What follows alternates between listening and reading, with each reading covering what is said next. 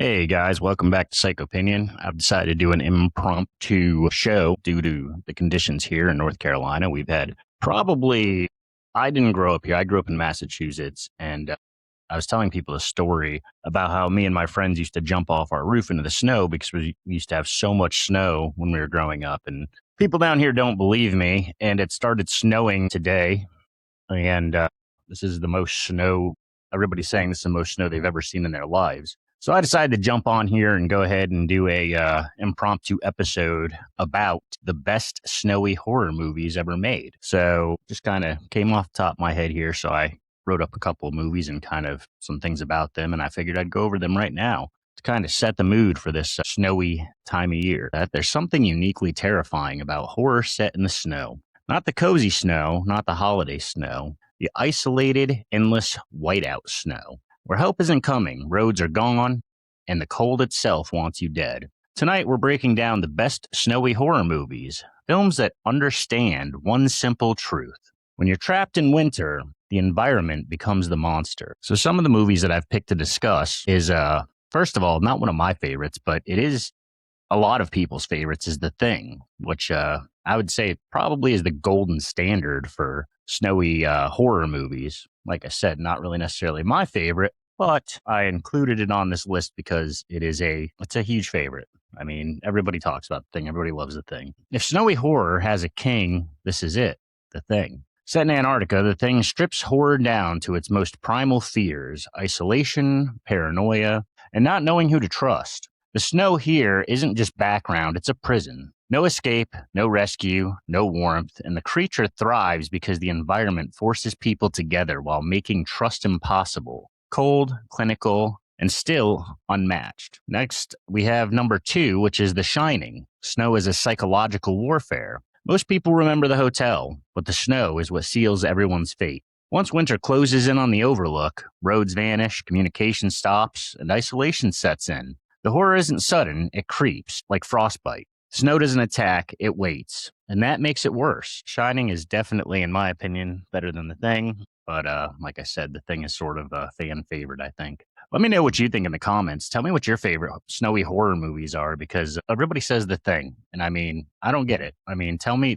what's so great about it. Tell me what you remember about it that you love, or tell me other ones that you really like. As the list goes on, we have more of my favorites. I would say number 3, I picked 30 Days of Night. When the sun is gone, Alaska, 30 Days of Darkness, vampires. This movie understands how winter amplifies horror. No daylight, no visibility, no help. The vampires aren't romantic, they're efficient. And the snow-covered town becomes a killing field, where survival depends on staying unseen and staying warm. Bleak, brutal, underrated. This movie, I think, was pretty popular when it came out. I don't hear a lot of people talking about it necessarily now. It's always kind of been one of my favorites. I love the vampires in 30 Days of Night. That is probably my favorite vampires, my favorite depiction of vampires. I just love how just brutal and animalistic they are. And I guess, like I said, efficient is probably a great word to describe them. And it's a fantastic movie. Great performance by Ben Foster really stands out in that movie to me. He kind of plays like the psycho that goes into town and sort of starts stirring things up. Josh Hartnett had a great performance in that movie as well. A fantastic movie. If you haven't seen it, check it out. If you like it, agree with me in the comments. Let's talk about it. Number 4, Ravenous. This movie is, in my opinion, classic. I saw this movie a very long time ago. It's always stuck with me. It's one of my favorites. Cold, hunger, and cannibalism. Ravenous is historical horror done right. Set in a remote 19th century military outpost, the film combines winter isolation, starvation, and moral decay. The cold strips away civilization. What's left is hunger, physical and psychological. Darkly funny, disturbing, completely unique. Great movie. David Arquette, Guy Pearce. It's got some really good performances. I would say check it out if you haven't. It's a really interesting movie, a very interesting take on cannibalism. And it's kind of got that idea about cannibalism that I really like, where you sort of ingest a person and ingest their power, kind of. You take over their power. I always thought that was kind of cool when it comes to the concept of cannibalism. So Frozen is number 5. It's not that Frozen, guys. We're not building a snowman. 3 people stranded on a ski lift after hours in freezing temperatures. No monsters, no ghosts. Just exposure, panic, and bad decisions. This movie works because it's painfully plausible. The snow doesn't need a jump scare. It just keeps lowering your chances of survival. This movie is great. You guys should definitely check this one out. Literally, mostly three people on a ski lift, but it keeps you entertained. It keeps you interested. You really want to see what they do. And when you do see what they do, you're kind of like, I don't know, but you also got to think, what choices do you have at that point? Let me know what you think of this one. Next one is Dead Snow, a little bit of a cult classic favorite here. Nazi zombies, but make it winter. Let's lighten things up slightly. Dead Snow is ridiculous on purpose. Nazi zombies, cabin in the snow setting, gore dialed to 11. But underneath the chaos, it still uses winter effectively. Isolation, no escape, snow covered terrain, hiding danger. It's fun horror, but still understands the environment. Pretty much all there is to say about that one. It's kind of it's a cult classic for a reason. It's not for everybody, not one of my favorites, but it's entertaining to a certain degree. Let the Right One In. Cold on the outside, colder on the inside. This film uses snow differently. It's quiet, still, emotionally distant. The winter setting mirrors the characters, isolated, lonely, frozen in place. The horror here isn't loud, it's slow, intimate, and heartbreaking. Snow becomes emotional isolation, keeping everyone trapped inside themselves. Really interesting, cool movie if you get a chance to see this one. I thought it was kind of different than a lot of movies, sort of another kind of interesting new take. I like it.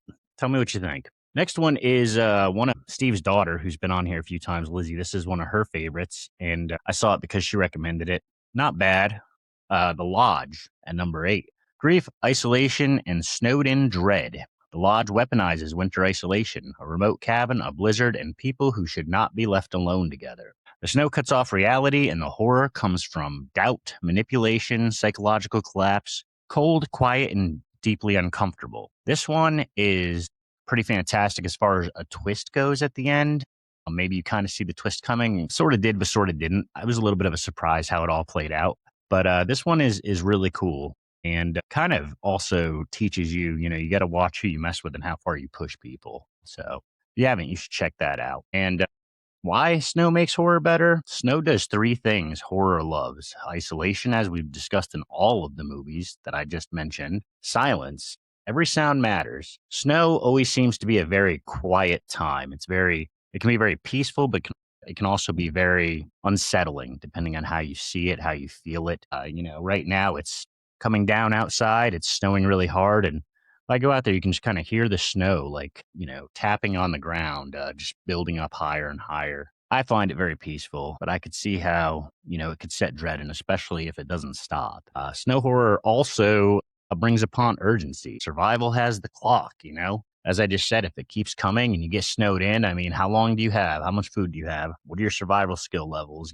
Can you handle it? Can you take it? In snowy horror, you're not just afraid of the monster, you're afraid of exposure, starvation, making the wrong choice. The cold doesn't care what you believe. So with all of that being said, snowy horror works because winter removes safety nets. No phones, no roads, no warmth. Just people, bad odds, and time running out. So next time you're snowed in, blanket on, lights low, maybe skip the cozy movies because the cold is always watching. Jake with Psych Opinion, and I just wanted to share some snowy horror with you. Tell me what your favorites are. Like I said, I'm kind of snowed in at the moment, so leave some comments.